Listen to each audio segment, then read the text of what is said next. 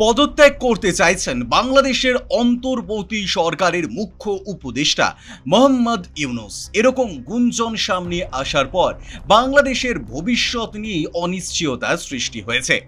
একদিকে নির্বাচনের দাবি, অন্যদিকে সরকারের বিরুদ্ধে দেশের সরকারি কর্মচারীদের আন্দোলন।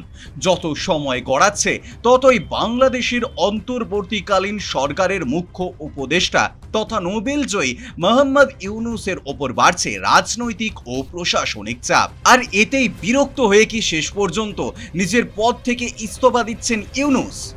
কবে করছেন পদত্যাগ? ইউনূসের পদত্যাগের পর কি হতে চলেছে বাংলাদেশের রাজনীতির ভবিষ্যৎ? ফের সেনা অভ্যুত্থান দেখবে বাংলাদেশ? এইসব প্রশ্নেই আপাতত সরগরম বাংলাদেশের রাজনীতি। কিন্তু কেন হঠাৎ এমন সিদ্ধান্তের কথা মাথায় এলো বাংলাদেশের অন্তর্বর্তী সরকারের প্রধান উপদেষ্টার? সক্রিয় সব রাজনৈতিক দলের সমর্থনে যে সরকার গঠন করা হয়েছিল, সেই সরকারকে কেন এমন সংকটের মধ্যে পড়তে হলো? বেশ কিছুদিন আগে জাতীয় নাগরিক পার্টি এনসিপির নাহিদ ইসলাম বিবিসি বাংলাকে জানিয়েছিলেন যে বাংলাদেশের সাম্প্রতিক পরিস্থিতি নিয়ে হতাশা প্রকাশ করে পদত্যাগ করতে চাইছেন ইউনূস।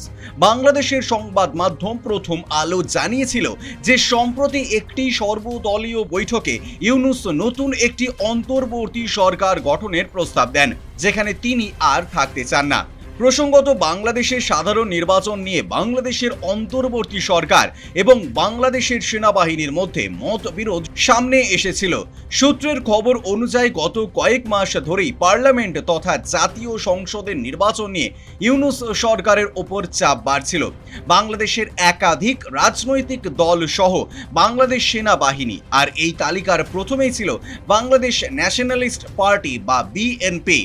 শুধু বিএনপি না, জাতীয় নির্বাচন নিয়ে প্রাক্তন শাসক দল বিএনপির সুরে তত্ত্বাবধায়ক সরকারের ওপর চাপ সৃষ্টি করেছেন বাংলাদেশের সেনা প্রধান জেনারেল ওয়াকার উজ্জামান। তিনি জানিয়েছেন যে একটি নির্বাচিত সরকার সেনাবাহিনীর অভিভাবক হিসেবে কাজ করে, কিন্তু গত 9 মাস ধরে বাংলাদেশের সেনাবাহিনী অভিভাবকহীন। বিএনপি মহাসচিব মির্জা ফখরুল ইসলাম আলমগীর বর্তমান সরকারের ওপর ক্ষোভ উগরে দিয়ে বলেন, অত্যন্ত সুপরিকল্পিতভাবে জনগণকে অধিকার থেকে বঞ্চিত করা এবং ভোটের অধিকার থেকে বঞ্চিত করার পায়তারা শুরু করেছে এই সরকার। অন্যদিকে সরকারের বিরুদ্ধে লাগাতার আন্দোলনে নেমেছেন বাংলাদেশের সরকারি কর্মচারীরা। আর এর সমস্ত কিছুর নেপথ্যে রয়েছে ইউনূস সরকারের হঠকারী সিদ্ধান্ত। সম্প্রতি শেখ হাসিনার আমলে সরকারি চাকরি আইন 2018 সংশোধন করেছে অন্তর্বর্তী সরকার। নয়া অধ্যাদেশ অনুসারে বাংলাদেশের সরকারি কর্মচারীরা যদি এমন কোনো কাজ করেন যা সরকার বা প্রশাসনের প্রতি আনুগত্যের পরিপন্থী, তাহলে তাদের চাকরি থেকে বরখাস্ত করা হতে পারে। তাছাড়া যুক্তিসঙ্গত কারণ ছাড়া ছুটি নিলে, সহকর্মীকেও এই কাজে প্ররোচিত করলে কিংবা নির্দিষ্ট কাজ করতে ব্যর্থ হলেও সরকারি কর্মচারীদের চাকরি যেতে পারে। আর এরপরেই সরকারের বিরুদ্ধে লাগাতার আন্দোলনে নেমেছেন বাংলাদেশের সরকারি কর্মচারীরা। বিভিন্ন রাজনৈতিক দলের বিশ্লেষকদের মতে প্রধান উপদেষ্টা রাজনৈতিক পরিস্থিতি সামলানোর ক্ষেত্রে দক্ষতার ঘাটতি আছে। সব মিলিয়ে সরকার কাজ করতে পারছে না, আর সেই কারণে সরকারের জন্য সংকট গভীর হয়েছে বা সরকার চ্যালেঞ্জের মুখে পড়েছে। আর সেই অকর্মণ্যতা ঢাকতেই পদত্যাগ করতে চাইছেন ইউনূস।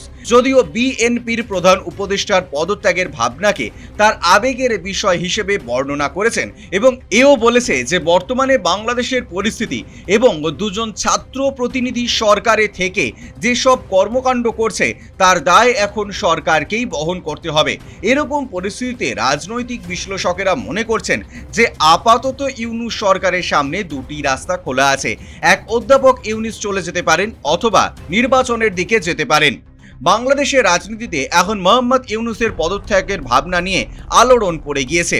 যদিও এই বিতর্কের মাঝে শনিবার রাতে বাংলাদেশের 3 রাজনৈতিক দল বিএনপি, এনসিপি এবং জামায়াতে ইসলামীর সঙ্গে বৈঠকে বসেন ইউনূস এবং এই বৈঠকের শেষে বাংলাদেশের পরিকল্পনা উপদেষ্টা ওয়াহিদ উদ্দিন মাহমুদ বিভিন্ন সংবাদ মাধ্যমের প্রশ্নের উত্তরে জানান যে আপাতত পদত্যাগ করছেন না ইউনূস। এই বিষয়ে আপনাদের কি মতামত জানান কমেন্টের মাধ্যমে। বিজনেস প্রাইম নিউজ, জীবন হোক অর্থবহ।